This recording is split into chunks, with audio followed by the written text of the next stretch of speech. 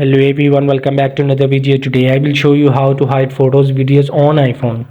So I will just tap to my photos on this iOS device because the hidden feature only in iOS, not in Android. So I will just open my photos where I can select photos and videos. So in my recent album I will just select this picture, one photo. I will just select it. You will see in the top right corner of three dots, and here is the option of hide. Now I will just select it one another video, and in the top right corner of three dots and just tap to hide. So this video is hide. So now I will move in the albums and find in the last hidden. So I will just tap to the hidden and I will just type my password to in my hidden folder.